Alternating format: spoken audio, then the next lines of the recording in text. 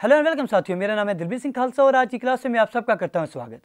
साथियों, आज की इस क्लास में कुछ इंपॉर्टेंट एमसीक्यूज करेंगे on the topic of polity.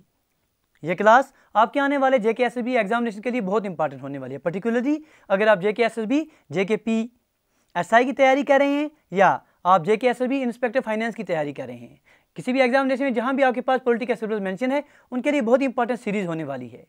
इस सीरीज के माध्यम से जो भी इंपॉर्टेंट टॉपिक्स आपके सिलेबस में मेंशन किए गए हैं, उन्हें with the help of MCQ discuss करेंगे। जो साथी जुड़ रहे हैं हमारे साथ, उनसे गुजारिश करेंगे लिंक को अपने साथियों के साथ शेयर कर दीजिए ताकि समय रहते और दोस्त हमारे साथ जुड़ सकें। जो साथी नए आ रहे हैं, जिन्हें अभी तक चैनल को सब्सक्राइब नहीं किया है, तो भाई साहब अभी चैनल को आप सब्सक्राइब कर दीजिए ताकि हर एक वीडियो की नोटिफिकेशन आप तक समय रहते पहुंच सके। चलिए सर, स्टार्ट कर रहे हैं। बिल्कुल कम से कम समय में कोशिश करेंगे आपके साथ क्वेश्चन करने की। क्वेश्चन नंबर 1 आपके स्क्रीन के ऊपर, when was the constituent assembly formed? सबसे पहले बार कॉन्स्टिट्यूएंट असेंबली कब फॉर्म की गई? Option A 1950, option B 1947, option C 1946 and option D आपके पास 1948। बताइए सर, कॉन्स्टिट्यूएंट असेंबली कब फॉर्म की गई? चार ऑप्शन आपके पास हैं बेहतर तरीके से। तो वो डेट आपको अगर याद होगी बेहतर तरीके से, तो किस साल में आपके पास हुई थी? इन द ईयर ऑफ 1946, क्योंकि पहले सजेशन एम.एन. रॉय की तरफ से आई थी 1934 में। जो कॉन्स्टिट्यूशन था, कॉन्स्टिट्यूशन केम इनटू बीइंग 26 जनवरी 1950 को, लेकिन जब असेंबली फॉर्म की बात आएगी तो 1946 आपके पास करेक्ट आंसर आना चाहिए। तो option number C that is correct answer. चलिए मेरे दोस्त, क्वेश्चन 2 आपकी स्क्रीन के ऊपर, under which are the following act is governor general of Bengal was converted to governor general of India? ठीक है जी, किस एक्ट के माध्यम से जो आपके पास गवर्नर जनरल बंगाल थे उन्हें चेंज करके बनाया गया था कि उसके बाद जो गवर्नर जनरल बंगाल नहीं रहे वो आपके पास गवर्नर जनरल ऑफ इंडिया कहला रहे थे? तो वो कौन सा एक्ट था? क्या आपके पास चार्टर एक्ट ऑफ 1833 आ रहा है? ऑप्शन नंबर बी क्या regulating act 1773, option C charter act of 1853 and option D आपके पास गवर्नमेंट ऑफ इंडिया एक्ट 1858। ठीक है, दो तरह के हम एक्ट्स में बात करते हैं। एक तो आपके पास कंपनी रूल में एक्ट्स आ जाते हैं जिन्हें आप 1773 से लेकर 1858 तक, 1857 के रिवोल्ट तक आप बात मान सकते हैं, वो आपके पास कंपनी रूल था। उसके बाद क्योंकि 1857 में जब रिवोल्ट हो गया तो कंपनी को लगा कि भाई इस तरह से रूल नहीं किया जा रहा है, तो मुश्किल हो गया ईस्ट इंडिया कंपनी का वहाँ रहना। तो उन्होंने क्या किया, जो आपके पास क्राउन था, जो आपके पास ब्रिटिश सरकार थी, उन्होंने डायरेक्ट अपने कंट्रोल में पूरे के मुल्क को ले लिया। तो 1858 के बाद अलग कंसेप्ट आपको देखने को मिलता है जिन्हें आप क्राउन रूल मानते हैं। तो ये एक बात कब हो रही थी कि गवर्नर जनरल बंगाल जो है उन्हें कन्वर्ट किया जा रहा था गवर्नर जनरल ऑफ इंडिया में। तो ये आपके पास चार्टर एक्ट ऑफ 1833, इसका मतलब ये ऑप्शन कहाँ पर मिल रहा है आपके पास? ऑप्शन नंबर ए। अब लगे हाथों बता दीजिए कि पहले गवर्नर जनरल ऑफ इंडिया कौन थे? ठीक है जी, आपने बता दिया कि चार्टर एक्ट 1833 के माध्यम से आपने गवर्नर जनरल बंगाल को कन्वर्ट कर दिया गवर्नर जनरल ऑफ इंडिया में। पहले गवर्नर जनरल ऑफ इंडिया कौन थे? बिल्कुल जी, WB that is William Bentinck. ठीक है, अच्छी बात है। जो आपके पास रेगुलेटिंग एक्ट 1773 थी, उसी के माध्यम से आपके पास सुप्रीम कोर्ट का कंसेप्ट देखने को मिला था। ये जो आपके पास आ रहा है 1773 का, गवर्नर जनरल जो आपके पास गवर्नर बंगाल थे तब उनको कन्वर्ट करके गवर्नर जनरल बंगाल बनाया गया था। लॉर्ड हेस्टिंग पहले आपके पास गवर्नर जनरल बंगाल बने थे। ये चीज़ें कोरिलेट कीजिए तो ही मजा है। क्वेश्चन नंबर 3 आपकी स्क्रीन के ऊपर, the system of transferred and reserved was started. ठीक है जी, आपके पास ये हायरार्की सिस्टम देखने को मिला था। आपके पास ट्रांसफर्ड कुछ आपके पास बन के आ रहे थे, कुछ रिजर्व्ड आइटम्स बन के आ रहे थे। ट्रांसपोर्ट जो थे वो रेस्पॉन्सिबल थे आपके लेजिस्लेचर को, वायरा जो आपके रिजर्व थे वो नॉन रेस्पॉन्सिबल थे आपके लेजिस्लेचर को। ये कंसेप्ट थे आपके पास। लेकिन क्वेश्चन पूछा जाए कि ट्रांसफर्ड और रिजर्व जो हैं ये कहाँ आपको कब आपको देखने को मिले थे? गवर्नमेंट ऑफ इंडिया 1919 के माध्यम से, Montagu Chelmsford reforms, option C both, या ऑप्शन डी आपके पास नन। तो अगर आप अच्छे से आपने बेहतर तरीके से कंसेप्ट पढ़े हैं तो गवर्नमेंट ऑफ इंडिया एक्ट 1919 या मॉन्टेग्यू शेल्मस्फोर्ड रिपोर्ट, दोनों को हम सेम नाम से जानते हैं। तो correct answer option number C that is both. ठीक है जी, चलिए सर, कुम्भल वार्ड का कंसेप्ट भी आपको इसी दौरान देखने को मिला था। ठीक है जी, जब आपके पास वहाँ के ब्रिटिश जो प्राइम मिनिस्टर थे रामसे साहब, उनके सर पर खिताब जाता है ये कुम्भल वार्ड का। चलिए आगे बढ़ेंगे। क्वेश्चन नंबर 4 आपके स्क्रीन के ऊपर, चलिए भाई लोग बताइए, during the composition of constituent assembly in the नवंबर 1946। अब आपके पास आपको अभी भी हमने बोल दिया कि नवंबर 1946 में किसकी बात आ रही है? कॉन्स्टिट्यूएंट असेंबली बन रही है। उस टाइम टोटल स्ट्रेंथ क्या थी सर? बताइए सर, टोटल सीट्स आपके पास उस टाइम पर कितनी? 1946 की बात हो रही है। क्या 381 थे, क्या 387 थे, 388 थे, या आपके पास 389 थे? फुल स्ट्रेंथ 1946 जब कॉन्स्टिट्यूएंट असेंबली बनी थी, आपने स्ट्रेंथ बतानी है तब उस टाइम पर कितनी स्ट्रेंथ थी। ठीक है, आज़ादी की बात जब आपको पता है बंटवारा हो गया तो फिर तो इसमें चेंज आई थी, लेकिन 1946 में क्या स्ट्रेंथ थी? बिल्कुल जी तो करेक्ट आंसर क्या आना चाहिए, क्योंकि आपको पता है सर आपके पास 389 का कंसेप्ट आता है। 389 में से ब्रिटिश सरकार के पास आपके पास 296 थे जो कि ब्रिटिश इंडिया में आते थे, और कुछ 93 के आसपास आपके पास प्रिंसेस स्टेट्स आते थे। ठीक है जी, ये चीज़ें। तो इन 292 को भी हमने दो हिस्सों में बांटा होता था। 296 में से 292 जो हैं वो आपके पास गवर्नर प्रोविंसेस आते थे, और जो 4 बचे हुए हैं वो चीफ कमिश्नर प्रोविंसेस आ जाते थे। अच्छी बात है। तो ये कंसेप्ट है। जब बंटवारा हो गया उसके बाद फिर टोटल 389 के बदले आपके पास सिर्फ 299 ही रहे थे, जिसमें से आपके पास 229 ब्रिटिश प्रोविंस में आ रहे थे और 70 जो हैं वो प्रिंसेस स्टेट्स में आ रहे थे। फिलहाल आपको याद क्या रखना है, ये चीज़ याद रखनी है कि 389 आपके पास टोटल स्ट्रेंथ थी जब आपके पास कॉन्स्टिट्यूशन असेंबली बन रही है, कब, 1946 में। तो 389 ऑप्शन नंबर डी। अब आपसे अगर पूछा जाए कि पार्टीशन के बाद कितने रहे थे, तो 389 खत्म हो गए थे। 389 में से कुछ तो आपके पास पाकिस्तान में चले गए थे, बाकी बचे हुए 299 जो थे वो इंडिया में बचे थे, जो फिर आफ्टर इंडिपेंडेंस बचे थे। इस 299 में से भी आपके पास 229 जो थे वो ब्रिटिश प्रोविंस में कंसिडर आ रहे थे, जो पहले आ रहे थे, और इसमें से 70 जो हैं वो आपके पास प्रिंसेस स्टेट्स थे। चलिए दोस्तों, क्वेश्चन नंबर 5 आपके स्क्रीन के ऊपर प्रिम्बल के बारे में बात हो रही है कि प्रिम्बल जो है मॉडिफाइड वर्जन है। भाई किसका प्रिम्बल जो है वो मॉडिफाइड वर्जन है, किसका मॉडिफाइड वर्जन है? Option number A government of India act 1935 का, option B government of India act 1919 का, ऑप्शन सी ऑब्जेक्टिव रेजोल्यूशन का, या ऑप्शन डी अगस्त ऑफर का। बताइए जी, क्या क्या प्रिम्बल जो है, ठीक है जी, बुनियाद है आपके पास, भूमिका है, तो किसका ये आपके पास मॉडिफाइड वर्जन आ रहा है? ठीक है जी, 13 दिसंबर, अगर ये डेट आपको याद होगी, 13 दिसंबर सन 1946 को जवाहरलाल नेहरू जो हैं ये असेंबली में पेश करते हैं। 22 जनवरी 1947 को यूनानिमसली अडॉप्ट किया जाता है असेंबली के द्वारा, और आज का जो प्रिम्बल है हमारा वो इसी का मॉडिफाइड वर्जन है। हम बात किसकी कर रहे हैं? हम बात कर रहे हैं सर ऑब्जेक्टिव रेजोल्यूशन की। ऑब्जेक्टिव रेजोल्यूशन 13 दिसंबर 1946 से जवाहरलाल नेहरू साहब जो हैं असेंबली में ले जाते हैं। फिर आगे चलकर 22 जनवरी 1947 को ये यूनानिमसली पास किया जाता है। ये बात याद रखनी है। तो ऑब्जेक्टिव रेजोल्यूशन ही जो आपके पास देखने को मिला था, प्रिम्बल इसी का मॉडिफाइड वर्जन माना जाता है। क्वेश्चन नंबर 6 आपकी स्क्रीन के ऊपर, which are following headed fundamental rights sub committee. नीचे दिए गए में से कौन से ऐसे महापुरुष हैं जिन्होंने आपके पास फंडामेंटल राइट्स सब कमिटी को हेड किया था? बताइए जी, ऐसे कौन से आपके पास लीडर आ रहे हैं नीचे में से? Option A Jawaharlal Nehru, Sardar Patel, BR Ambedkar, या आपके पास GB कृपलानी आ रहे हैं। बताइए जी, इंपॉर्टेंट बातें जो कुछ मोटी मोटी कमिटीज़ हैं वो आपको याद रखनी ही रखनी उनके लीडर्स। जैसे आपके पास ड्राफ्टिंग कमेटी के बारे में अक्सर एग्जामिनेशन में आए दिन पूछा जाता है क्वेश्चन कि ड्राफ्टिंग कमेटी जो है उनके हेड कौन थे, तब आप नाम याद रखते हैं सर BR अम्बेडकर साहब।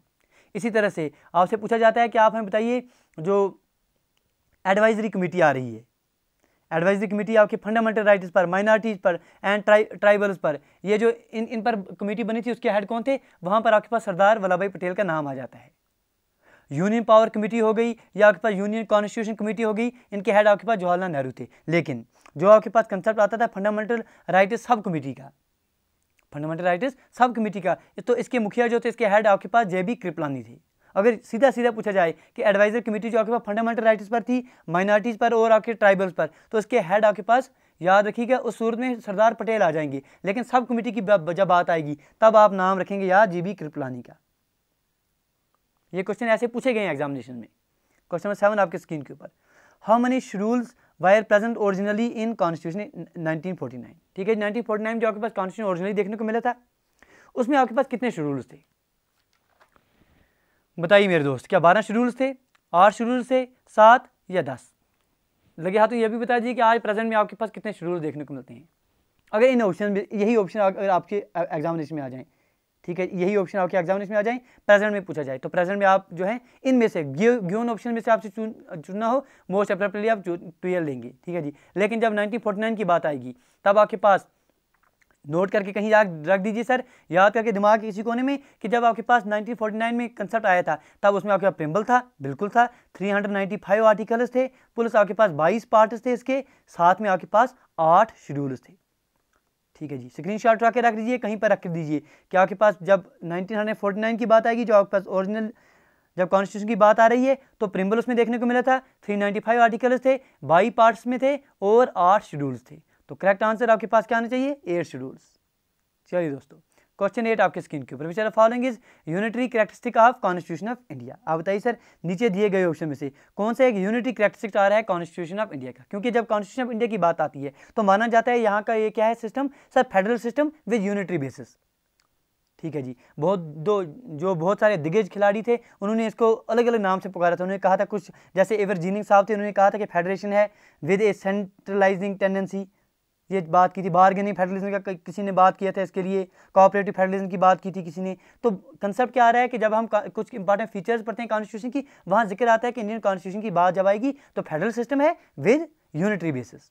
तो कुछ कैरेक्टरिस्टिक्स इसमें फेडरल के आ रहे हैं, जैसे 2 गवर्नमेंट्स हैं, सेंटर में गवर्नमेंट है, स्टेट में गवर्नमेंट आपको देखने को मिलती है, डिवीजन का पावर देखने को मिलता है, रिटन कॉन्स्टिट्यूशन है, ठीक है जी, सुप्रीम कॉन्स्टिट्यूशन है, ये कंसेप्ट है, इंडिपेंडेंट जुडिशरी है, बाइकार्मिज्म हो गया, ये सारे के सारे कंसेप्ट आपके किस में आते हैं सर, आपके फेडरलिज्म में आ जाते हैं। लेकिन अगर यूनिटरी बेसिस की बात करेंगे तो स्ट्रॉन्ग सेंटर है आपके पास सिंगल कॉन्स्टिट्यूशन है, सिंगल सिटीजनशिप आ रही है, ये कुछ चीज़ें हैं जो आपको दर्शा रही हैं यूनिटरी बेसिस का। तो यहाँ बात किसकी हो रही है, यूनिटरी बेसिस की। तो 2 गवर्नमेंट्स की बात करेंगे सर, फेडरल का कंसेप्ट है, डिवीजन की बात करेंगे फेडरल का कंसेप्ट है, रिटन कॉन्स्टिट्यूशन नहीं आ रहा है, बिल्कुल स्ट्रॉन्ग सेंटर जो है ये दर्शा रहा है आपके पास यूनिटरी बेसिस का कंसेप्ट। चलिए सर, ये कंसेप्ट अगर ऐसे पढ़ के जाएंगे आप तो क्वेश्चन आप बेहतर तरीके से कर पाएंगे। क्वेश्चन नंबर 9 क्या बोल रहा है sir, the concept of fundamental duties in Indian constitution. ठीक है जी, वो कहाँ से इंस्पायर होकर हमने लिए हैं, जो फंडामेंटल ड्यूटीज आपको जिक्र आ रहा है वो किससे मुतासर होकर, किससे इंस्पायर होकर हमने लिए हैं, बताइए जी। ऑप्शन नंबर ए आपके पास आ रहा है sir constitution of USA, option B constitution of France, option C आपके पास कॉन्स्टिट्यूशन जापान, या ऑप्शन डी आपके पास कॉन्स्टिट्यूशन ऑफ यूएसएसआर आ रहा है। ठीक है जी, आपको पता है सर इमरजेंसी का दौर 1975 से लेकर 1977, इस दौरान सर जो आपके पास फंडामेंटल ड्यूटीज़ थी उनकी ज़रूरत महसूस हुई थी, लगा था कि भाई ऐसी ड्यूटीज़ आपके पास होनी चाहिए थी 1975 टू 1977। तो इसी सूरत में आपके पास एक एक्ट आता है, बहुत इंपॉर्टेंट एक्ट, जिसे आप 42nd अमेंडमेंट एक्ट ऑफ 1976 कहते हैं। बहुत important act sir, star mark करके ये एक्ट आपको याद होना चाहिए क्योंकि बहुत सारी बातें इसमें हुई थी। ठीक है जी, तो आपके पास क्या एक्ट था, ये 42nd अमेंडमेंट एक्ट ऑफ 1976। तो इसी के दौरान ये जो ड्यूटीज़ हैं इनका कंसेप्ट दिया गया था। कहाँ से मुतासर हुए से सर, आपके पास कॉन्स्टिट्यूशन जो था यूएसएसआर का, तो वहाँ से हम मुतासर हुए थे। Option number D correct answer है। तो इसके साथ साथ ये चीज़ें याद रख दीजिए, 1976 42nd amendment act, enjoy the rights and be quite conscious to the duties. Question number 10 आपकी स्क्रीन के ऊपर, the right to vote age was reduced from 21 to 18 years by. अब बताइए सर, जो आपके पास राइट टू वोट आ रहा है, ठीक है जी, 21 से लेकर 18 तक हमने रिड्यूस कर दी थी। पहले 21 उम्र जब होती थी आपकी तब आपको वोट देने का हक दिया जाता था, इसको चेंज करके हमने 18 साल कर दिया। किस एक्ट के माध्यम से, 61st constitution amendment act, 64 constitution amendment act, 76 या 74, सारे के सारे सर एक्ट्स आपने याद नहीं रखने। हाँ, जो इंपॉर्टेंट हैं, जिन पर क्वेश्चन पूछे गए हैं अलग अलग एग्जामिनेशन में, और जो इंपॉर्टेंस रखते हैं, आपको पढ़ते पढ़ते ही अंदाजा हो जाएगा सर इन पर क्वेश्चन बन सकते हैं, तो वो इंपॉर्टेंट आप बातें याद रखिए और उम्मीद कीजिए उन पर से क्वेश्चन पूछा जाए। वरना सर जेके एसएसबी का क्या भरोसा है, आप तो जानते ही हैं, महापुरुष हैं सर वो। ठीक है, गूगल में टाइप करेंगे कुछ भी तो जो आ गया सामने तो दे, कुछ भरोसा नहीं है सर। फिलहाल जो हमें लग रहा है वही हम आपको बोल रहे हैं। तो बताइए इसका क्या बात है उसके लिए। राइट वोट की आपने डेट 21 से लेकर 18 कर दी थी। कब की थी सर आपने? सर ये हमने काम किया था 1988 में। तो 1988 में कौन सा एक्ट आपके पास आया था? 61st constitution amendment act of 1988। तो 61st constitution amendment act, that is option number ए, बिल्कुल सही आंसर। चलिए दोस्तों, क्वेश्चन 11 आपकी स्क्रीन के ऊपर, which are following word was not added in preamble by 42nd amendment act. अब देखिए 42nd अमेंडमेंट एक्ट बहुत इंपॉर्टेंस रखते हैं आपके इतिहास में, आपके कॉन्स्टिट्यूशन में। तो इस दौरान आपके पास कुछ इंपॉर्टेंट वर्ड्स ऐड किए गए थे आपके प्रिम्बल में। उनमें से एक वर्ड कौन सा नहीं है इनमें से? क्या रिपब्लिक ऐड नहीं किया गया था, सोशलिस्ट नहीं किया गया था, सेकुलर नहीं किया गया था, या ये आपके पास इंटीग्रिटी आ रहा है सर? ठीक है जी, आया है, ये इंटीग्रिटी ऐड नहीं किया गया था। बताइए सर इनमें से कौन सा ऐसा वर्ड है जो आपके पास प्रिम्बल में ऐड नहीं किया गया था? किसके दौरान? 46 अमेंडमेंट एक्ट ऑफ 1976। बताइए मेरे दोस्त। ठीक है जी, कुछ इंपॉर्टेंट आपके टर्म में वहाँ देखने को मिलती है, जैसे सोवर्जन, सोशलिस्ट, सेक्युलर, डेमोक्रेटिक, रिपब्लिक, ये आपके प्रिम्बल में इंपॉर्टेंट टर्म्स होती हैं। लेकिन तीन जो आ रहे हैं, जैसे सोशलिस्ट, सेक्युलर और इंटीग्रिटी, ये तीन हमने ऐड किए थे 1976 के 42nd अमेंडमेंट एक्ट में।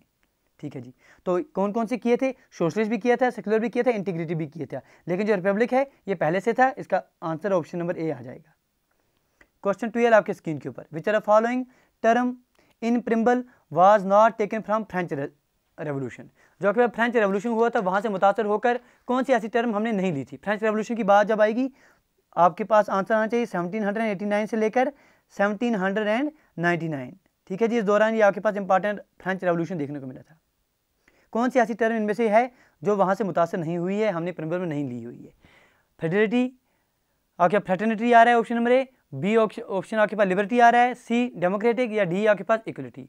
तो आपके पास जो 7, 8, 9 जो हम याद रखते हैं इंपॉर्टेंट, लिबर्टी, इक्वलिटी, फ्रेटर्निटी, क्या क्या, लिबर्टी, इक्वलिटी आपके पास और फ्रेटर्निटी, ये हमने लिया था आपके फ्रेंच रेवोल्यूशन में से। तो इसका मतलब जो डेमोक्रेटिक है ये हमने वहाँ से नहीं दिया हुआ है।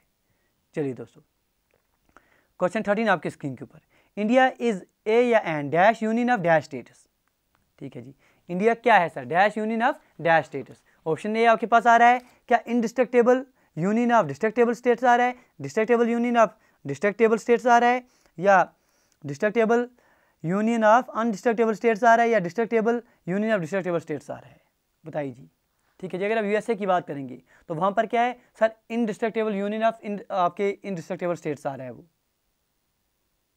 वहाँ पर यूएसए की जब बात करेंगे तो। लेकिन इंडिया की बात करेंगे, आपके पास इंडिया में हम मानते हैं it's an indestructible union of destructible states, क्योंकि आपको स्टेट्स में हम फेरबदल बहुत जगह पर कर सकते हैं, कहीं पर किसी का एरिया कम कर सकते हैं, किसी का ज़्यादा कर सकते हैं, ये फेरबदल करने की गुंजाइश है।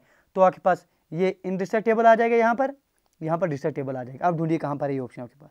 ऑप्शन नंबर ए सीधा सीधे आपके पास आ रहा है, indestructible union of destructible states. Option number ए बिल्कुल सही आंसर है। क्वेश्चन 14 आपके स्क्रीन के ऊपर बात हो रही है, which are following was a first linguistic state formed in India. Language के बेस पर कौन सी पहली स्टेट है जो बनी थी, क्योंकि आपको पता है सर आज़ादी के बाद अलग अलग स्टेट्स ने हल्ला बोल किया था, वो चाहते थे कि अलग अलग स्टेट से वो दूर हो जाएं on the base of language. इसके लिए बहुत सारी कमेटीज़ बनी थी, जैसे इंपॉर्टेंस अगर आप याद होगा आपको, पहली कमेटी जिसे आप दार कमीशन कहते हैं, दार कमीशन JVP कमेटी के नाम से अगर आप जानते हैं, फैजल अली कमेटी बाद में आई थी, कुछ इंपॉर्टेंट यहाँ बातें हुई थी। ठीक है जी, तो पहली स्टेट जो लैंग्वेज के बेस पर बनी थी वो आपके पास किससे अलग होकर बनी थी सर, आपके पास तेलुगु स्पीकिंग मद्रास से अलग हुई थी। वो तेलुगु स्पीकिंग मद्रास से अलग हुई थी, वो कौन सी स्टेट थी सर, वो आपके पास आंध्रा स्टेट आ रही है। तो option number B that is Andhra. अक्टूबर 1953 में ये बात हो रही थी, ज़बरदस्त एजिटेशन हुए थे। जो आपके पास पोटी श्री रमोला थे, उनकी भी डेथ देखने को मिली थी, 56 दिन का भूख हड़ताल उन्हें किया था। तो अक्टूबर 1953 आंध्रा स्टेट आपको बनी थी, कहाँ से अलग हुई थी सर, जो तेलुगु स्पीकिंग मद्रास था वहाँ से अलग हुई थी। चलिए दोस्तों आगे बढ़ेंगे, सीख रहे हैं तो दोस्तों साथ साथ आप दोस्त लाइक शेयर और सब्सक्राइब करते रहिए, क्योंकि आप दोस्त जो हैं बिल्कुल कम लाइक कर रहे हैं। अब वजह क्या है, आप दोस्त खुद बताएंगे। क्वेश्चन 15 आपके स्क्रीन के ऊपर, if someone voluntary accrued the citizenship of any foreign state he shall not be a citizen. अगर आप कोई अपनी मर्जी से वॉलंटरी किसी और स्टेट फॉरेन स्टेट की सिटीजनशिप ले लेता है तो इंडिया की सिटीजनशिप से वो बाहर हो रहा है। कौन सा आर्टिकल ये बोल रहा है, क्योंकि जब हम सिटीजनशिप पढ़ते हैं तो आपके पास कंसेप्ट आ जाता है 5, 6, 7, 8, 9, 10, ठीक है जी 11, ये आर्टिकल इसके साथ रिलेटेड हैं आपकी। तो वहाँ एक आर्टिकल आता है जिसमें हम बात करते हैं कि इंडिया में जो है ड्यूअल जो सिटीजनशिप है उसका कंसेप्ट नहीं है, नो ड्यूअल सिटीजनशिप। तो वहीं पर एक कंसेप्ट आता है कि कोई अगर फॉरेन किसी स्टेट की सिटीजनशिप ले रहा है तो सीधा सीधा बोलिए यहाँ से सिटीजनशिप उनको नहीं है। तो कौन बोल रहा है, ये कौन सा आर्टिकल बोल रहा है, बिल्कुल sir article number 9 option number ए बिल्कुल सही आंसर है। ये याद रखना है कि ये सिटीजन छीनने का कंसेप्ट कर रहा है, सीधा सीधा हम बोलें, याद रखिए आप। क्वेश्चन 16 आपके स्क्रीन के ऊपर बात हो रही है इन द ओरिजिनल कॉन्स्टिट्यूशन। जो अभी ओरिजिनल कॉन्स्टिट्यूशन आपने पढ़ लिया जिसमें हमने 22 पार्ट्स की बात की थी, आगे हमने 8 शेड्यूल्स की बात की थी। बात हो रही है कि how many fundamental rights were there. जो ओरिजिनल कॉन्स्टिट्यूशन आपके पास उसमें आपके पास कितने फंडामेंटल राइट्स देखने को मिलते हैं। ऑप्शन नंबर ए क्या 6, 7, 8 या 5। ओरिजिनल की बात हो रही है तो ओरिजिनल आपके पास क्या थे, क्योंकि ओरिजिनल में आपके पास एक फंडामेंटल राइट था पहले, कौन सा सर वो राइट था, राइट ऑफ प्रॉपर्टी। उसको हमने सर चेंज करके ख़त्म कर दिया सर, वो अब राइट ऑफ प्रॉपर्टी जो है फंडामेंटल राइट नहीं है आपके पास, वो लीगल राइट तो अभी भी है, वो लीगल राइट तो अभी भी article number 300A part number आपके जो 12 है वहाँ ये मौजूद है आपके, लेकिन फंडामेंटल राइट नहीं है, लीगल राइट है फंडामेंटल राइट नहीं है। फिलहाल आपके पास पहले 7 थे, अब यहाँ आपके पास 6 फंडामेंटल राइट देखने को मिलते हैं। ठीक है जी, तो करेक्ट आंसर ओरिजिनल की बात आएगी तो 7 थे। वो 7 कौन कौन से थे, राइट टू इक्वलिटी आज भी है सर, राइट टू फ्रीडम आज भी है, आपके पास राइट अगेंस्ट एक्सप्लॉयटेशन वो आज भी आपको देखने को मिलता है, right to freedom of religion वो आज भी देखने को मिलता है, कल्चरल एजुकेशन राइट्स आपको देखने को मिलते हैं वो आज भी है, राइट टू प्रॉपर्टी वो पहले था लेकिन आज नहीं है आपके पास, ठीक है जी। इस तरह से राइट टू कॉन्स्टिट्यूशनल रेमेडीज वो आज भी आपको देखने को मिलता है। जब भी बात आएगी राइट टू प्रॉपर्टी की तो पहले आपके पास फंडामेंटल राइट था, अभी लीगल राइट है। किसके अंडर आप इसको कंसीडर करते हैं? आपके article number 300A part number 12। चलिए दोस्तों, क्वेश्चन नंबर 17 आपके स्क्रीन के ऊपर, from the 3 aspects of rule of law. ठीक है, रूल ऑफ लॉ आपको पता है सर कंसेप्ट कहाँ से है सर? यूएसए से। तो उसके 3 इंपॉर्टेंट एस्पेक्ट्स हैं, वो कौन कौन से हैं? पहला आपके पास आ रहा है एब्सेंस ऑफ आर्बिट्री पावर, दूसरा आपके पास आ रहा है equality before law, and third आपके पास आ रहा है primacy of rights of individuals. इनमें से सर आपने बताना है कि कौन सा इंडिया में एप्लीकेबल नहीं है, नॉट पर जोर दीजिएगा, इनमें से कौन सा एप्लीकेबल नहीं है, बताइए मेरे दोस्त। जब हम सब पहला ही फंडामेंटल राइट्स की बात करते हैं, जो राइट ऑफ इक्वलिटी आ जाता है, ठीक है जी, उसमें 14 से 18 तक जाते हैं, तो जो 14 नंबर का आर्टिकल आ रहा है आपके पास, equality before law and equal protection of laws, तो उसमें हम रूल ऑफ लॉ की बात करते हैं। लेकिन रूल ऑफ लॉ जो आपके पास यूएसए में देखने को मिलता है, वो कंसेप्ट वहाँ से जो हमने देखने को मिलेगा, वहाँ पर आपके पास absence of arbitrary power, equality before law and primacy of rights of individuals. Primacy of rights of individuals आपके इंडिया में नहीं लागू होते, पहले 2 तो होते हैं लेकिन तीसरा आपके पास लागू नहीं होता है। तो ऑप्शन नंबर सी जो है इसका सही आंसर है। क्यों सर? इसका मतलब हो गया primacy of rights of individual का मतलब हो गया कॉन्स्टिट्यूशन जो है वो रिजल्ट ऑफ राइट्स आ रहा है, ठीक है जी। लेकिन इंडिया में बात करेंगे, हम कहते हैं कि कॉन्स्टिट्यूशन जो है it is the source of individual rights. बात को समझिए, पकड़िए बात को। बात primacy of rights of individual का मतलब हो गया कि कॉन्स्टिट्यूशन जो है वो रिजल्ट है, वो नतीजे आपके राइट्स का, not constitution being the source of individual rights. लेकिन इंडिया में आप बात करेंगे, आपको पता है सर कॉन्स्टिट्यूशन क्या है, यही आपके पास सोर्स है इंडिविजुअल राइट्स का। इसलिए हम कहते हैं कि जो आपके पास पहला आ रहा है एब्सेंस ऑफ आर्बिट्री पावर, ये भी हम लागू करते हैं, इक्वलिटी बिफोर लॉ ये भी माना जा रहा है, लेकिन थोड़ा इसमें कंसीडर नहीं है। चलिए दोस्तों, क्वेश्चन नंबर 18 आपके स्क्रीन के ऊपर, which are following fundamental rights deal with abolition of untouchability. अब सीधा सीधा सिंपल बात बोली गई है कि आपके पास अनटचेबिलिटी के साथ कौन सा आपके पास कंसेप्ट आ रहा है, एबॉलिशन ऑफ अनटचेबिलिटी, कौन सा आर्टिकल इसके साथ डील करता है। अगर यहाँ आर्टिकल के बजाय सीधे से आप राइट्स बोले होते, जो 5 राइट्स हैं, इक्वलिटी आपके पास, बाकी वाले फ्रीडम के या आपके पास एक्सप्लॉयटेशन के, उनमें से आपने चुनना होता तो आप सीधा सीधा चुन लेते यहाँ बात कौन सा राइट आ रहा है। लेकिन आर्टिकल की बात हो रही है, तो कौन सा आर्टिकल इसके साथ डील करेगा? आर्टिकल नंबर 17, आर्टिकल 18, आर्टिकल 19 या आर्टिकल 15? बताइए मेरे दोस्त। क्वेश्चन नंबर 18, आपके अंदाजे में इसका आंसर क्या आना चाहिए? ठीक है जी, क्योंकि आर्टिकल नंबर 17 में जब हम बात करते हैं, हम पढ़ते हैं वहाँ पर एबॉलिशन ऑफ अनटचेबिलिटीज, ठीक है जी, ऑफेंस है, पुनिशेबल आ रहा है अंडर लॉ। 1976 में हमने अमेंड किया था अनटचेबिलिटी ऑफेंस एक्ट, 1955 को हमने चेंज कर दिया था, फॉर्म में रिनेमेंट कर दिया, तो इसको आपके पास protection of civil rights act 1955, याद रखिएगा ये बात। तो correct answer option number A, that is article number 17 आ जाएगा। क्वेश्चन 19 आपके स्क्रीन के ऊपर, detention without trial and conviction by the order by court is. Detention किसके बिना, विदाउट ट्रायल एंड कन्वेंशन, उसे आप क्या कहेंगे? प्रिवेंटिव डिटेंशन कहेंगे, ठीक है जी। Option number B punitive detention कहेंगे, बोथ या नन ऑफ दीज? बताइए मेरे दोस्त, इसका आंसर आपके पास क्या आना चाहिए? मोस्ट अप्रोप्रिएट आंसर क्या आना चाहिए? जब हम बात करते हैं सर आर्टिकल नंबर कौन सा था, वो क्या बोलते हैं उसे, आर्टिकल नंबर 22, ठीक है जी। आर्टिकल नंबर 22 में हम जब बात करते हैं, वो क्या आर्टिकल था?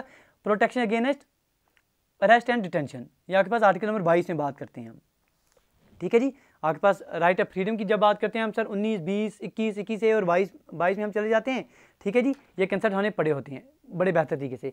तो जब हम 22 में जाते हैं तो वहाँ पर आपके पास आर्टिकल नंबर 22 में हम बात करते हैं protection against arrest and detention. 2 तरह के डिटेंशन की बात होती है, एक तो आपके पास पुनिटिव हो जाती है, दूसरी आपके पास प्रिवेंटिव हो जाती है। अगर वो वाली डिटेंशन की जाए without trial and conviction by the court, उसे आप क्या कहेंगे? उसे आप प्रिवेंटिव डिटेंशन कहते हैं। तो ऑप्शन नंबर ए बिल्कुल सही आंसर है।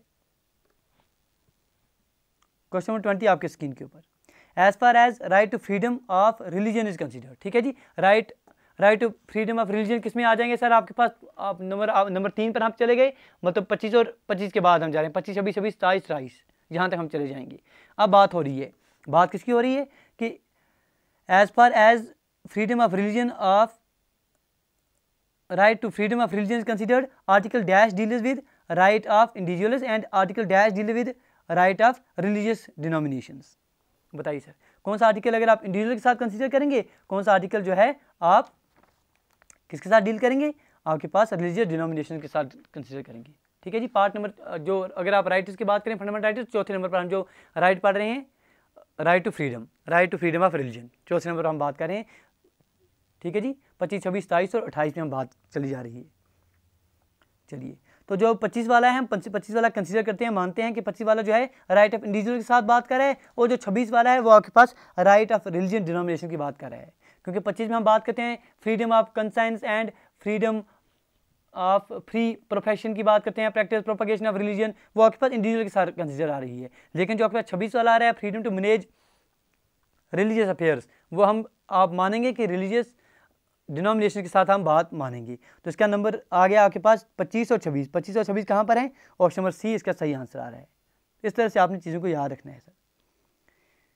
चलिए मेरे दोस्तों, चलिए ठीक है जी।